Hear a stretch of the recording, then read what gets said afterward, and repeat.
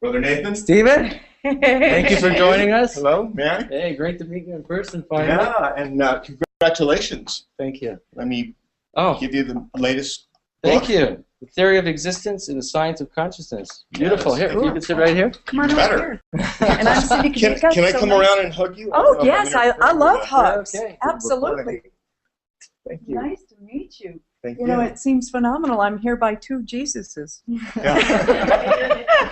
Praise the Lord. That's right. Look at this.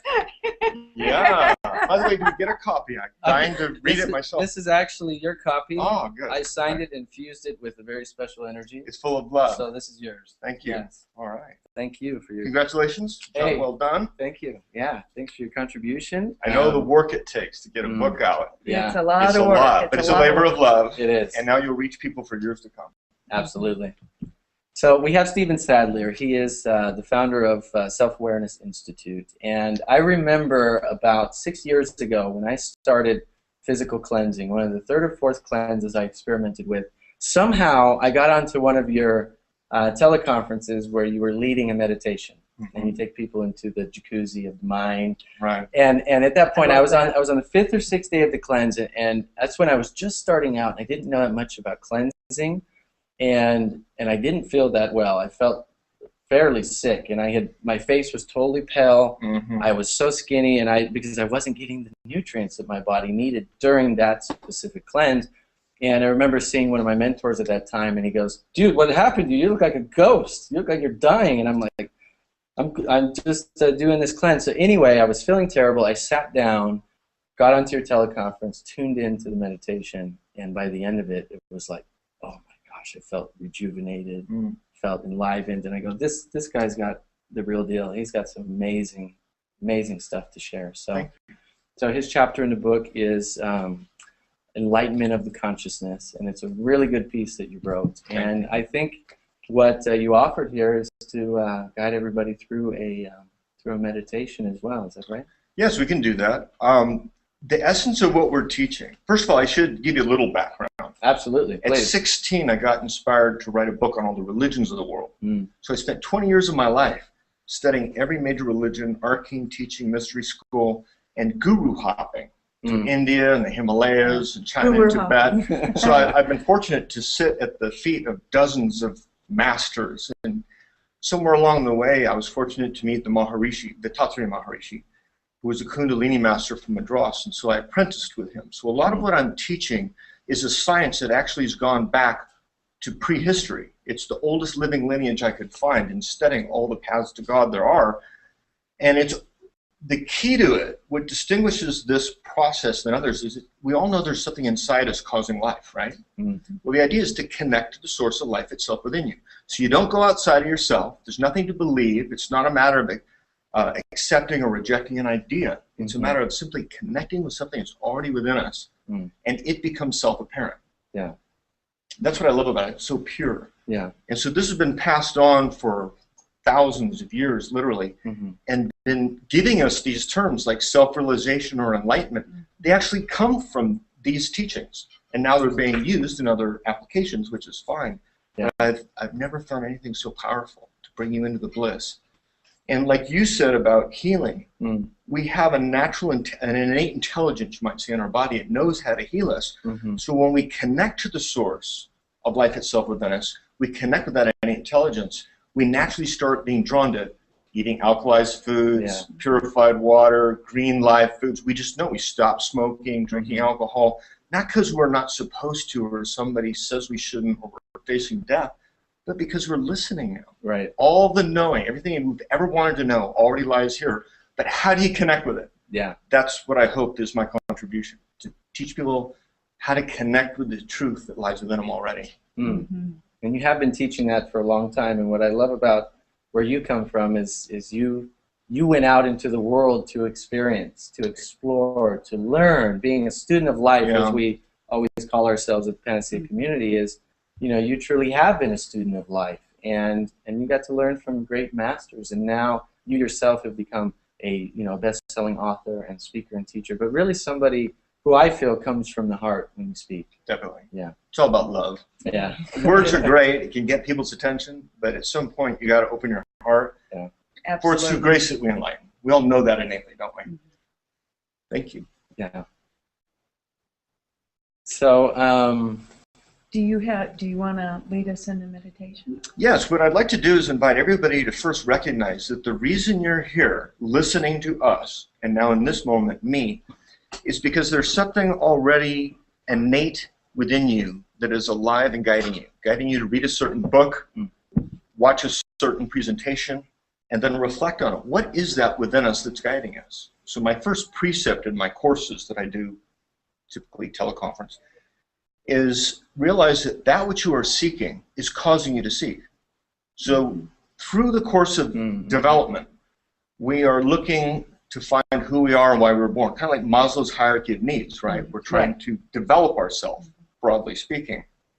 And the pinnacle of that is to know thyself. But how do you do that? You know, how do you get to that point? So once you've evolved yourself to the point where you realize there's something to be realized, then your realization has begun. And it's a matter of connecting with that part of you that's already guiding you. And if you really know that part of yourself, then you know yourself.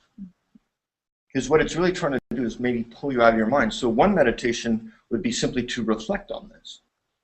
What does that mean? I like to, during the meditation, because some meditations are closing your eyes. Some meditations can be open eyes. Some meditations can be self-reflective. One we can do with the short time we have.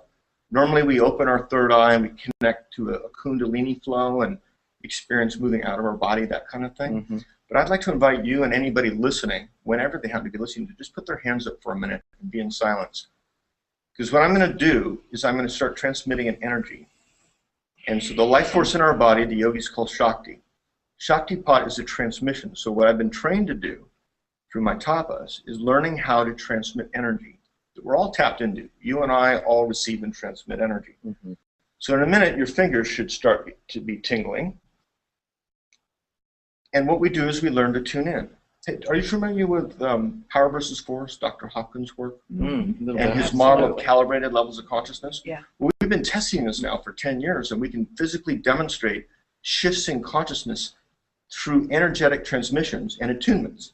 So we can actually say, okay, if you're at 509 right now, we know how to get you to 5, maybe 10, and then 511, and then 513. Usually you can't make one big jump more than 1% or 2 at a time because your body has to assimilate it.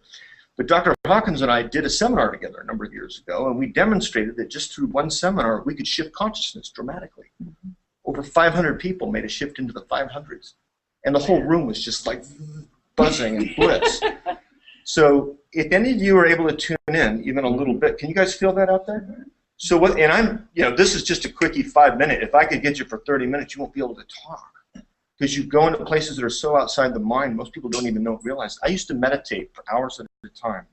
I did the Zen, the Buddha thing, TM. I went through everything I could find.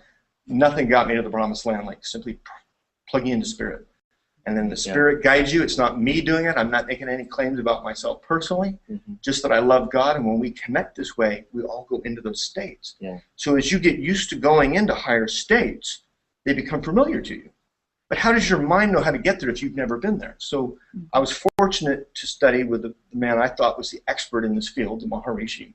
So he showed me how do you get from one level to another? Because most people make a jump and then they stay there. Well, I know this already, and they kind of they're spiritual people, but they never get to full enlightenment because they get stuck in what they know.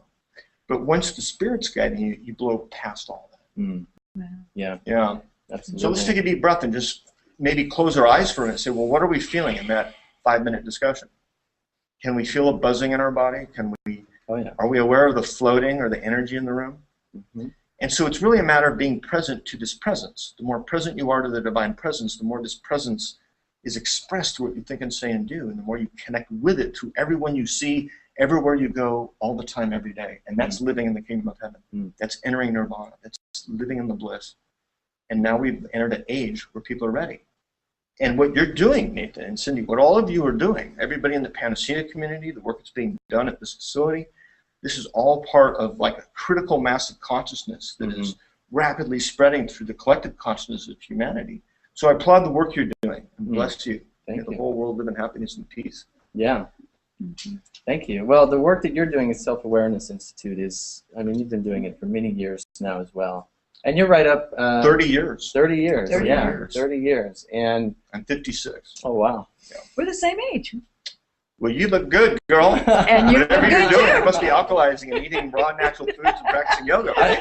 Meditating. I didn't want to tell you guys. My 66th birthday is on May 5th. But I didn't want to tell anybody. You know, you wouldn't believe me, so... See, he's opened our clown chakra. Clown chakra. So what can I do to support you, brother? Man, you've been supporting since day one. Okay. Yeah, you're I amazing. hit the social media again today with the book. And when the newsletter You're goes awesome. out, Yeah. it's going to go out to 60,000 people. So they're all going to know and connect to this. Beautiful. Hopefully I want to invite everybody here that's tuning in from all over the world during this live webcast, just to know that Stephen's chapter in the book is really unique, but also that, you know, that's a piece of the work that he's been doing for the last 30 years that he's contributed to the book, 27 Flavors of Fulfillment. And I'm so honored because of all of you bringing all of your years of wisdom and experience and information and knowledge and being able to share it and condense it. You know, I know it's hard if I say, hey, can you write how to live a fulfilling life in 1,500 words or less? It's like, I know, that was me? really hard. You know, that could be manuals that could fill this whole thing. But the beautiful thing is we've all been able to do it. You all have been able to condense kind of some of the essence of your wisdom into a shorter piece that's a little bit more digestible, easily digestible. Yeah.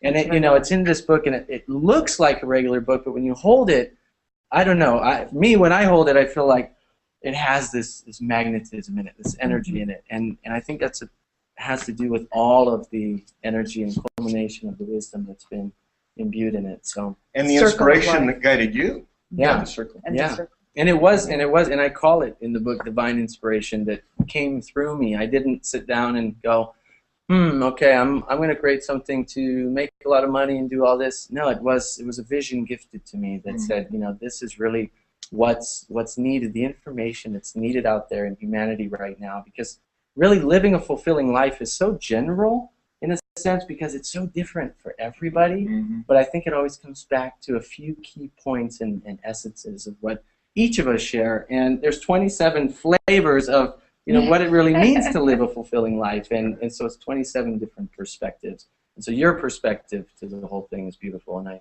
just appreciate and applaud you for sharing. Thank you. Thank you. I'm honored to be in your company. Thank you.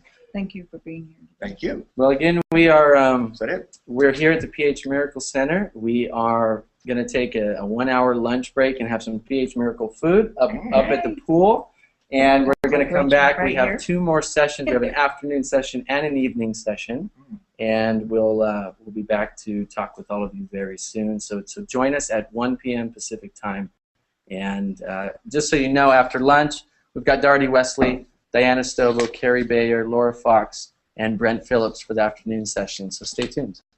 Yes, and I want to tell everyone, and I just want to tell everyone that it's an honor to be here, and thank you so much for inviting me to be a co-host this morning and for contributing to this book.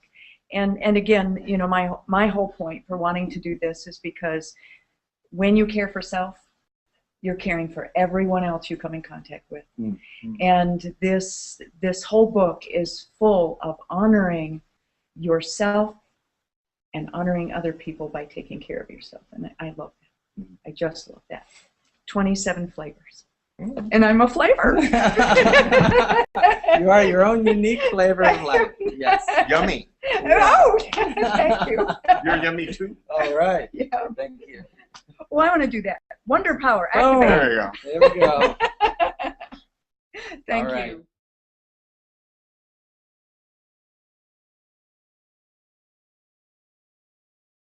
you.